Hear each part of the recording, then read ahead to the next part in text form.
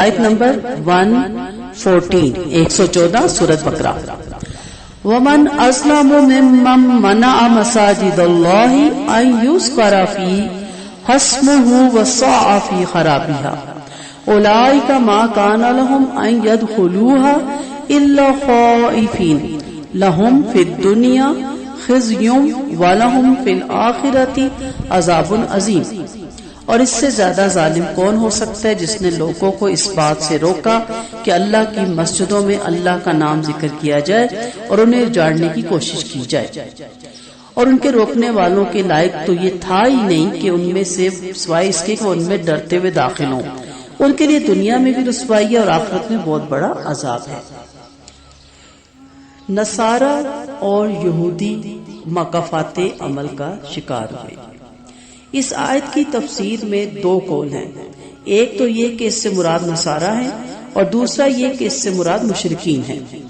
نصرانی بھی بیت المقدس کی مسجد میں پلیٹی ڈال دیتے تھے اور لوگوں کو اس میں نماز ادا کرنے سے روکتے تھے. بخت نصر نے جب بیت المقدس کی بربادی کے لیے چڑھائی کی تھی تو ان نصرانیوں نے اس کا ساتھ دیا تھا اور مدد کی تھی. بخت نصر بائبل کا رہنے والا مجوسی تھا اور یہودیوں کی دشمنی پر نصرانیوں نے بھی اس کا ساتھ دیا تھا اور اس لیے بھی کہ یہ بنی اسرائیل نے حضرت یحییٰ بن زکریا علیہ السلام کو قتل کر ڈالا تھا. دوسرا مشرکین نے بھی رسول اللہ صلی اللہ علیہ وسلم کو حدیبیہ والے سال کعبۃ اللہ سے روکا تھا یہاں تک کہ طوا میں آپ صلی اللہ علیہ وسلم کو قربانیاں دینی پڑی اور مشرکین سے صلح کرنے کے بعد آپ وہیں سے واپس آ گئے. حالانکہ یہ امن کی جگہ تھی. باپ اور بھائی کے قاتل کو بھی یہاں کوئی نہیں چھیڑ سکتا تھا اور ان کی کوشش یہی تھی کہ ذکر اللہ اور حج اور عمرہ کرنے والی مسلم جماعت کو روک دیں. اللہ تعالیٰ نے یہاں جو مسجدوں سے منع کرے ان کی ویرانی کی کوشش کرے وہ سب سے بڑا ظالم اسے قرار دیا. اللہ کی مسجدوں سے منع کرنے والے اور ان کی نافرمانی اور ان کی ویرانی کی کوشش کرنے والوں سے مراد مشرکین قریش لیا جاتا ہے زیادہ تر احادیث میں. جیسا کہ ابن جریر نے ابن زائد سے روایت کیا ہے کہ ان سے مراد وہ مشرکین ہیں جنہوں نے حدیبیہ کے دن آپ صلی اللہ علیہ وسلم کو مکہ میں داخل ہونے سے روک دیا تھا.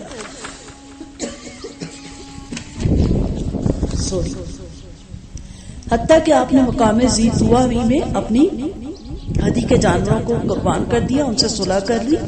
پھر آپ نے ان سے فرمایا اس گھر سے تو کوئی نہیں روکتا تھا. حتیٰ کہ آدمی اپنے باپ یا بھائی کے قاتل کو پاتا تو اسے بھی اس گھر سے منع نہیں کرتا تھا.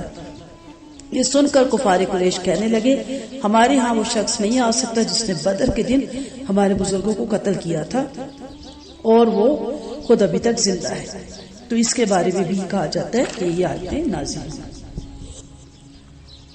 دوسرا, مسجدوں کی حقیقی آبادی اور رونق صرف ظاہری عمارت کی شان و شوکت اور زیب و زینت اور رنگ و روغن سے نہیں بلکہ حقیقی آبادی ذکر اللہ سے ہے.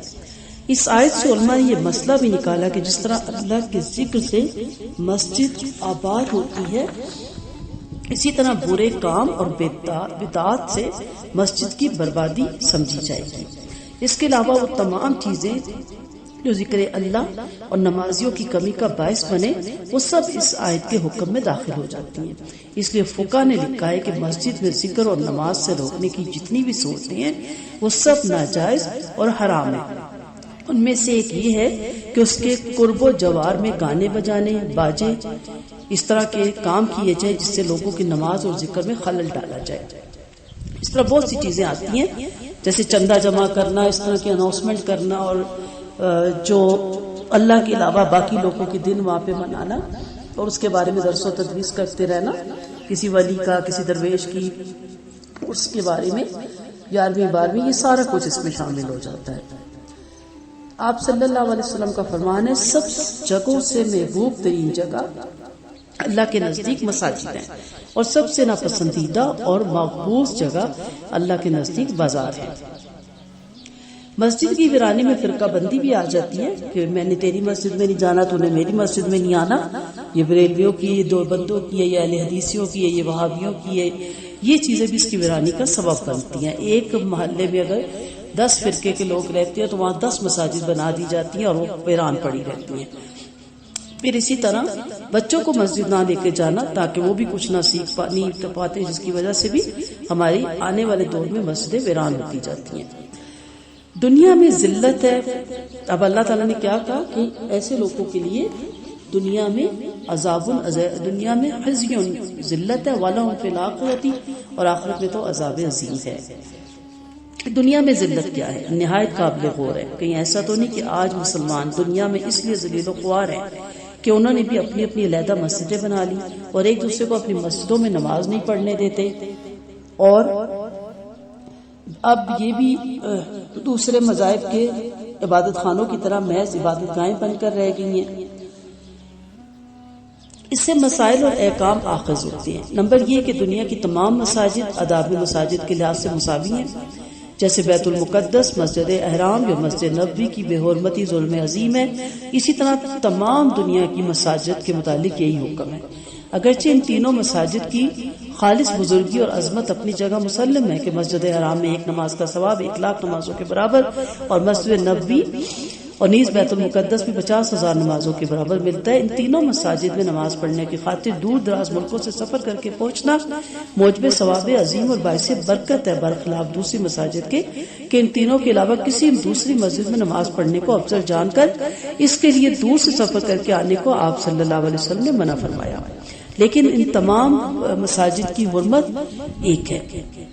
دوسرا مسئلہ سے یہ آخذ ہوتا ہے کہ مسجد میں ذکر اور نماز سے روکنے کی جتنی بھی صورتیں وہ سب ناجائز اور حرام ہیں۔ ان میں سے ایک صورت تو یہ کھلی ہے نا کہ کسی کو مسجد جانے سے یا وہاں نماز تلاوت سے روک ہی دیا جائے۔ دوسری صورت یہ ہے کہ مسجد میں شور و غل کیا جائے یا اس کے قریب و جوار میں گانے بجائے جائیں جس کی وجہ سے نمازیوں کے ذکر میں خلل پڑے۔ اسی طرح اوقات نماز میں جب لوگ اپنے نوافل یا تسبیحات و تلاوت وغیرہ میں مشغول ہو، مسجد میں کوئی بلند آواز سے تلاوت یا ذکر بالجہر کرنے لگے تو یہ بھی نمازیوں کے نماز و تسبیح میں خلل ڈالتا ہے اور ذکر اللہ کو روکنے کی صورت ہوتی ہے۔ اس سے یہ بھی معلوم ہوا کہ جب لوگ نماز و تسبیح میں مشغول ہوں تو مسجد میں اپنے لیے سوال کرنا یا کسی دینی کام کے لیے چندہ وغیرہ جمع کرنا بھی اس ٹائم مناسب نہیں۔ پھر یہ بھی مسئلہ آخذ ہوتا ہے کہ اس طرح کھلے طور پر مسجد کو نعوذ باللہ شہید کر دینا اور ویران کرنا بھی داخل ہے، اور مسجد کی برانی یہ بھی ہے کہ وہاں نماز کے لیے لوگ آتے ہی نہیں، یعنی تبلیغ کرنا چھوڑ دیں اور لوگوں کو نماز کا شوق ہی ختم ہو جائے۔ آپ صلی اللہ علیہ وسلم کا فرمان ہے، قرب قیامت میں مسلمانوں کی مساجد بظاہر آباد اور مزین اور خوبصورت ہوگی مگر حقیقتاً ویران ہوگی کہ ان میں حاضر ہونے والے نمازی کام ہو جائیں گے۔ حضرت علی رضی اللہ عنہ کا ارشاد ہے، شرافت اور انسانیت کے 6 کام ہیں، 3 حضر کے اور 3 سفر کے۔ حضر کے 3 یہ ہے کہ تلاوت قرآن، مسجدوں کو آباد کرنا، اپنے دوستوں کی جمعیت بنانا جو اللہ تعالیٰ اور دین کے کاموں میں امداد کرے، اور سفر کے 3 کام یہ ہے کہ اپنا توشہ سے غریب ساتھیوں پر خرچ کرے، یعنی جو آپ کے پاس زیادہ رہا ہے حسن سلوک سے پیش ہے، اور رفقائے سفر کے ساتھ ہنسی خوشی تفریح اور خوش طبعی کا طرز عمل رکھے۔ اس آیت سے علماء نے یہ مسئلہ نکالا کہ جس طرح اللہ کے ذکر سے مسجدیں آباد ہوتی ہیں، برے کام اور بدعات سے مسجدوں کی بربادی سمجھی جائے گی۔ اس کے علاوہ اور تمام چیزیں جو ذکر الہی اور نمازیوں کی کمی کا باعث بنے وہ سب اس آیت کے حکم میں داخل ہوتی ہے۔ اس لیے فقہاء نے لکھا کہ مسجد میں ذکر اور نماز سے روکنے کی جتنی بھی صورتیں وہ سب ناجائز اور حرام ہیں۔ آپ صلی اللہ علیہ وسلم کا فرمان ہے، مجھے بلند و بالا مسجدیں بنانے کا حکم نہیں دیا گیا۔ سنن ابی داؤد 448۔ عبداللہ بن عباس نے کہا کہ تم لوگ ضرور مسجدوں کو مزین کرنا شروع کرو گے جس طرح یہودیوں اور نصارہ نے اپنی عبادت گاہوں کو مزین کیا۔ آپ صلی اللہ علیہ وسلم کا فرمان ہے، جب بھی کسی قوم کا عمل بگڑ جائے تو وہ اپنی مسجدوں کو مزین کرنا شروع کر دیتی ہے۔ سنن ابن ماجہ 741۔ سوال یہ پیدا ہوتا ہے کہ عالیشان مسجدیں بنانے کو اسلام میں کیوں ناپسند کیا گیا؟ اس کا سبب یہ ہے کہ مسجدوں کی عالیشان تعمیرات امت کے روحانی زوال کی علامت ہے، کیونکہ جب روح ختم ہو جاتی ہے تو اس کی تلافی کے لیے مظاہر میں اضافہ کیا جاتا ہے، یعنی دکھاوے میں اضافہ کیا جاتا ہے۔ تو اس لیے مسجد کو ویران ہونے سے بچایا جائے اور مسجدوں کو آباد کیا جائے اور ان کی عمارتیں سمپل رکھی جائیں، سادی رکھی جائیں۔ ہمیں تو ایسی جائے نماز بھی استعمال کرنے سے منع کیا ہے جس میں ایسے پھول بوٹے ہوں یا ایسے نقش و نگار ہوں کہ ہماری نماز جو سی ہے وہ خلل کا باعث بنے اور ہم نماز کے دوران اس کے پھول بوٹے دیکھنے میں لگ جائیں۔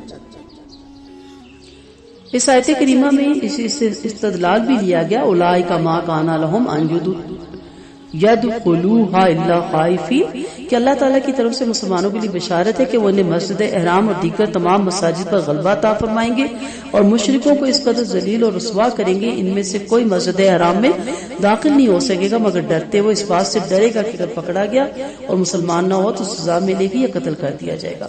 تو اللہ تعالیٰ نے اپنا وعدہ پورا کر دکھایا۔ آپ سیرت النبی جانتے ہیں اور اسلام کی ساری ہسٹری جانتے ہیں کہ ایک وقت ایسا آیا کہ مشرکوں کو مسجد حرام میں داخل ہونے سے منع کر دیا گیا۔ نبی کریم صلی اللہ علیہ وسلم نے فرمایا جزیرۃ العرب میں 2 دین نہیں رہنے دیے جائیں گے، یعنی یہاں آپ صرف ایک ہی دین اسلام ہوگا۔ نیز آپ نے یہ بھی فرمایا کہ میں یہود و نصارہ کو ضرور سرزمین عرب سے جلا وطن کر دوں گا۔ اور یہ سب مسجدیں کچھ مسجد حرام کی تعظیم اور اس خطے زمین کی تحتیر کے پیش نظر تھا جس میں اللہ تعالیٰ نے تمام کائنات انسانی کے لیے اپنے رسول کو بشیر اور نذیر بنا کے مبعوث فرمایا تھا۔ احادیث میں ہمیں دنیا اور آخرت کی ذلت اور رسوائی سے پناہ مانگنے کا ذکر ملتا ہے۔ نبی کریم صلی اللہ علیہ وسلم کی یہ دعا ہمیں ملتی ہے کہ آپ فرمایا کرتے تھے اے اللہ تو ہمارے ہر کام کا انجام ہمارے حق میں اچھا کر دے اور ہمیں دنیا کی رسوائی اور آخرت کے عذاب سے پناہ دے، آمین ثم آمین۔ اب ہم نے جو یہ پڑھی ہے یہ مسند احمد کی میں نے آپ کو دعا بتائی۔ اب جو یہ ہم آیت پڑھی ہے اس میں ہمارے لیے کیا پوائنٹ ہے؟ پہلا پوائنٹ تو ہمارے لیے اس میں یہ آ جاتا ہے کہ اپنی مسجدوں کو آباد رکھنا ہے، اور مسجدوں کو آباد رکھنے کے لیے سب سے پہلے اپنی نسل کو تیار کرنا ہے۔ اور تیار کرنے کا فرسٹ پوائنٹ یہ ہے کہ جب ہم خود قرآن و سنت کے مطابق عمل کریں گے، جب ہمارے مرد حضرات اور سارے بالغ بچے جو میل ہیں وہ مساجد جائیں گے تو چھوٹے بچوں کو 7 انگلی پکڑ کے لے کر جائیں گے تو ان کے اندر ذوق و شوق پیدا ہوگا نماز پڑھنے کا۔ اگر ہم اپنے بچوں کو دنیاوی پڑھائیوں میں اتنا انوالو کر دیں گے کہ ہم کہیں گے گھر ہی نماز پڑھ لو، اور میڈیا کے ساتھ اور انٹرنیٹ کے ساتھ اتنا الجھا دیں گے تو انہیں نہیں پتا چلے گا کہ مساجد کیا ہیں، یہ اللہ کے گھر ہے اور مساجد کی کیا برکات ہوتی ہے اور مسجد پڑھنے کی کیا اجر و ثواب ہے۔ تو آہستہ آہستہ ہماری مسجدیں ویرانی کی طرف چلی جائیں گی۔ تو ہمیں ایک نسل تیار کرنی ہے تاکہ ہماری مساجد ویران نہ ہو۔ دوسری چیز یہ ہے کہ ہمیں وہ نسل تیار نہیں کرنی جو بدعات سے بھری ہوں اور جن کی آیت پر آیت خراب ہو۔ ہمیں سب سے پہلے اپنے عقائد درست کرنے ہیں، بدعات سے پیچھے ہٹنا ہے اور قرآن و سنت کو سیکھنے کا شوق ہونا چاہیے۔ اس میں کوئی ضد، کوئی انا نہیں ہونی چاہیے کہ میں شروع سے اس مسلک کا ہوں یا میں اس مسلک کی ہوں یا میں اس فرقے کی ہوں، ہم نے تو اسی کو ہمارا پورا خاندان اسی فرقے کا۔ اس سے باہر نکلے۔ اب آپ کو یہ دیکھنا ہے کہ میرے نبی کس مسلک کے تھے، کس فرقے کے تھے، کس جماعت کے تھے، اور میرے اصحاب جن کے پیروں کی ہم خاک کے برابر بھی نہیں، وہ کس فرقے جماعت کے تھے، مجھے وہ اپنانا ہے۔ ٹھیک ہے، کیونکہ آپ صلی اللہ علیہ وسلم کا بہت خوبصورت فرمان ہے نا کہ میری امت کے 73 باقی امتوں میں 72 فرقے، میری امت کے 73 ہوں گے اور ان میں سے ایک جنتی ہوگا۔ اور صحابہ نے کہا کہ کون سا؟ تو آپ نے کہا جس پہ میں اور میرے اصحاب ہوں گے۔ یہ آپ حدیث ڈھونڈ سکتی ہیں، آپ کو صحیح میں سب جگہ مل جائے گی۔ تو آپ کو ہمیں سب سے پہلے اپنے آپ کو، ہماری نمازیں، ہمارے عقائد قرآن و سنت کے مطابق جب ہو جائیں گے تو پھر ہم اپنے بچوں کی بھی تربیت ویسے کریں گے۔ تو مسجدوں میں بچوں کو بھیجا جائے، وہاں پہ 5 وقت نماز پڑھنے کی ان کو عادت ڈالی جائے، وہاں قرآن کی تلاوت کی عادت ڈالی جائے۔